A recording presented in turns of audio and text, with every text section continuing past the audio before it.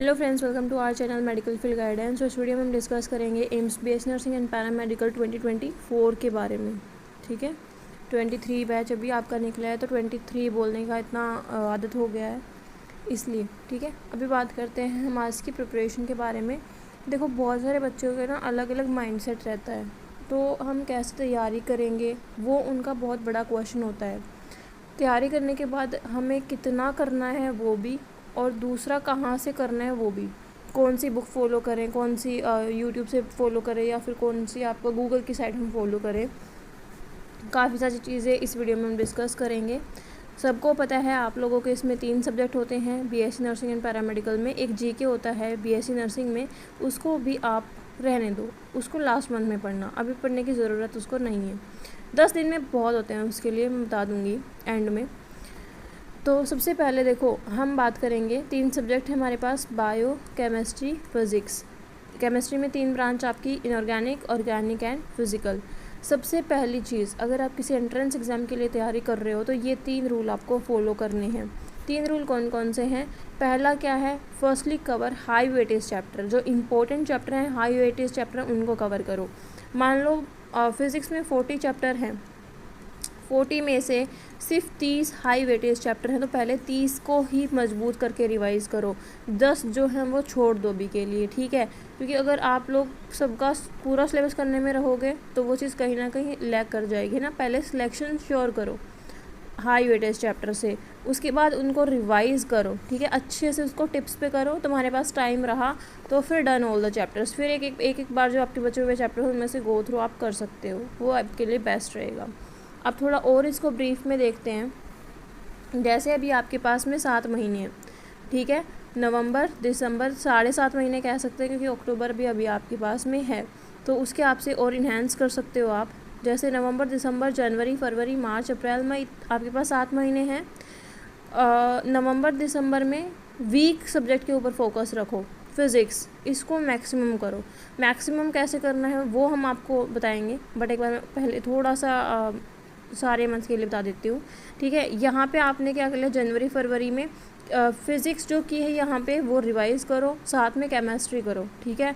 उसके बाद 3 महीने रहेंगे, 3 महीने में इनको रिवाइज़ करो, इसको रिवाइज़ करो और बायो कंप्लीट करो। मतलब कि फ़िज़िक्स का रिविज़न तुम्हारा 2 टाइम 3 बार हो जाएगी तुम्हारी फ़िज़िक्स, एक बार यहाँ पे, एक बार यहाँ पे और एक बार यहाँ पे। केमिस्ट्री तुम्हारी 2 बार हो जाएगी। बायो सबकी अच्छी होती है, 99% बच्चों की बहुत अच्छी होती है, तो बायो के लिए 3 महीने बहुत हैं, ठीक है? अब बात करते हैं नवंबर और दिसंबर में हम फ़िज़िक्स कर कैसे सकते हैं। तो देखो, फ़िज़िक्स आपको 11th और 12th दोनों मिला के 40 चैप्टर है, जैसे मैंने पहले भी बताया। उसमें से 30 चैप्टर सेलेक्ट करो जो हाई वेटेज के हैं, और उनको करो। अब 30 चैप्टर, यहाँ पे आपके टोटल दिन कितने हो गए? 60 हो गए, ठीक है? टोटल दिन कितने हो गए? 60। 2 दिन में भी एक चैप्टर कर लोगे तो भी अच्छा है। अब 2 दिन, यार 2 दिन मतलब कि पूरे 48 घंटे। 48 घंटे में से मान लो तुम 24 घंटे तो बर्बाद कर रहे हो, बट 24 घंटे तो पढ़ोगे। 24 घंटे बहुत होते हैं, उनको आप रिवाइज एक दो चैप्टर्स को ही, एक चैप्टर को ही आपको 24 घंटे में पढ़ना है, बार बार बार बार बार बार। आपकी सारी एक्टिविटी करेंगे, आप जितना मर्जी फ़ोन चला लोगे, जितना मर्जी सो लोगे, जितना मर्जी खेल कूद लोगे, बाकी टाइम पास कर लोगे, उसके बाद आपके पास में ये टाइम बचेगा, उसमें आप पढ़ सकते हो, है ना? तो वो चीज़ है।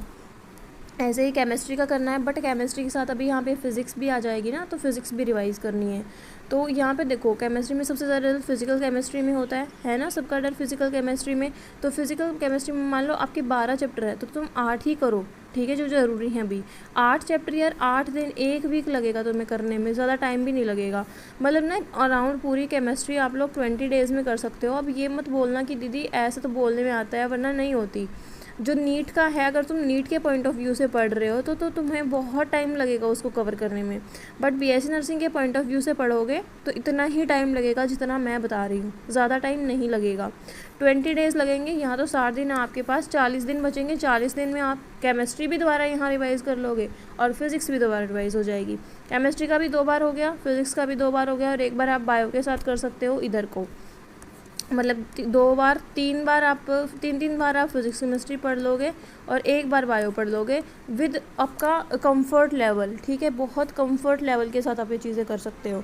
बट अगर मान लो थोड़ा सा आप स्ट्रिक्टनेस भी लेके आ रहे हो अपने अंदर, तो स्ट्रिक्टनेस के साथ तो आप और अच्छे से रिवाइज़ कर सकते हो। ऑल इंडिया रैंक ला करके एम्स दिल्ली अचीव कर सकते हो, है ना। तो वो चीज़ है। आगे बात करते हैं, जो कोर्स के स्टूडेंट हैं वो भी थोड़े से परेशान हैं, उनको भी हम बता देते हैं।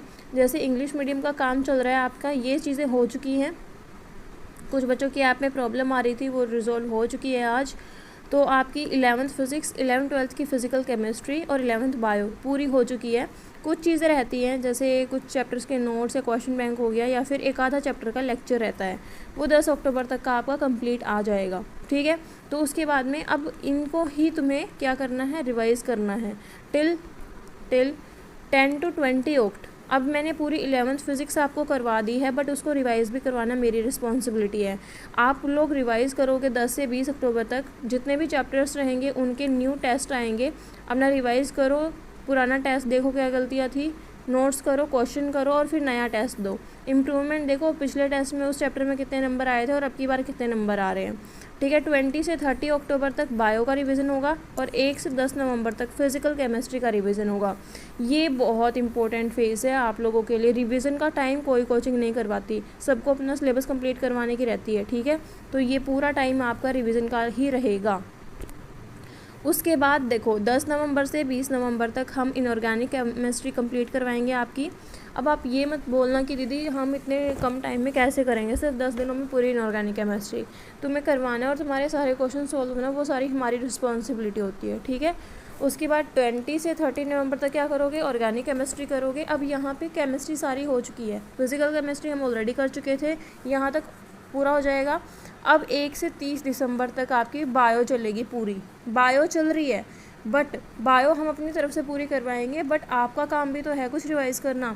तो उस टाइम पीरियड में आप केमिस्ट्री और फिज़िक्स को रिवाइज़ करोगे, वो मंथली आपका पास आ जाएगा कि आपको पर्टिकुलर दिन में कौन सा चैप्टर करना है। बट अगर आप अपने अकॉर्डिंग करेंगे तो वो चीज़ बेटर रहेगी, क्योंकि आपको पता है कि आपका चैप्टर कौन सा वीक है, कौन सा स्ट्रॉन्ग है ना। तो ये रिवाइज़ करना आपकी रिस्पॉन्सिबिलिटी। देखो बहुत बार आपका रिवीजन हो रहा है, जैसे यहाँ पे देखो केमिस्ट्री का फिर से रिवीजन आ गया, यहाँ केमिस्ट्री आपकी रिवाइज हो गई। एक बार आपने यहाँ पे करी थी, मतलब स्टार्टिंग में जो आपका फेज़ था, ठीक है, और एंड तक आपकी और भी रिवीजन होगी, ठीक है। फिर 1 से 10 जनवरी तक आप 11th फिज़िक्स दोबारा रिवाइज़ करोगे, क्योंकि 11th फिज़िक्स जब तक रिवाइज़ नहीं करोगे 12th के कॉन्सेप्ट्स क्लियर नहीं होंगे, 12th में थोड़ी दिक्कत आएगी। तो ये दिन आप रिविज़न के लिए लोगे और फिर हम अपना क्या करेंगे, फ़िज़िक्स कंप्लीट करेंगे फ़ेब तक, सारी चीज़ें हो जाएंगी। अभी यहाँ पे इम्पोर्टेंट है, अभी यहाँ पे देखो इंग्लिश वालों की फ़ेब तक चीज़ें पूरी हो जाएंगी। हिंदी मीडियम का कोर्स थोड़ा सा डिले स्टार्ट हुआ था, राइट, तो वहाँ पे भी हम ट्राई करेंगे कि आपका फ़ेब से पहले वो चीज़ हो जाए, ठीक है। इंग्लिश मीडियम वालों का तो डन है कि आपका फ़ेब तक हो जाएगा। तो 3 मंथ आपके लिए किस चीज़ के रहेंगे, रिवीजन के लिए रहेंगे। वो प्लान्स आपके बाकी टाइम में आ जाएंगे, तो वो चीज़ वहाँ रिजोल्व हो जाएगी। बट हिंदी मीडियम स्टूडेंट्स का अभी थोड़ा सा लेट चल रहा है इंग्लिश मीडियम वालों के कंपेयर में, वो चीज़ें थोड़ा सा अभी आपका, जैसे देखो यहाँ मैंने आपको बताया था कि जहाँ पे इंग्लिश मीडियम स्टूडेंट्स का रिवीजन फेज़ चल रहा होगा, यहाँ पे हम आपका सिलेबस पूरा करवाएंगे, मतलब इंग्लिश मीडियम्स के कंपैरेटिव ले आएंगे आपको, ठीक है। अब यहाँ पे एक चीज़ और है, जब इन बच्चों को रिवीजन का टाइम मिल रहा होगा उस टाइम पे आपका सिलेबस पूरा हो रहा होगा, तो आपको खुद से ट्राई करना है कि आप अपने जो रिवीजन है वो साथ साथ उस चीज़ के करें, ठीक है। आपको एक्स्ट्रा टाइम ये वाला नहीं मिलेगा, बट हाँ आगे को ये चीज़ें हैं ये आपकी सेम रहेंगी, ठीक है। आई होप वीडियो क्लियर हो गई होगी सब बच्चों को। मैंने PDF ऑलरेडी शेयर कर दी थी, बट बहुत सारे बच्चों के मैसेज आए थे कि मैं इसको एक बार समझा दूं ताकि सबको क्लियर रहे चीज़ें, जो पेड स्टूडेंट्स हैं उनको भी और जो फ्री स्टूडेंट्स हैं उनको भी, ठीक है। चलो, thank you for watching this video. और कोई भी डाउट या क्वेरी है तो आप मुझसे पूछ लेना डायरेक्टली।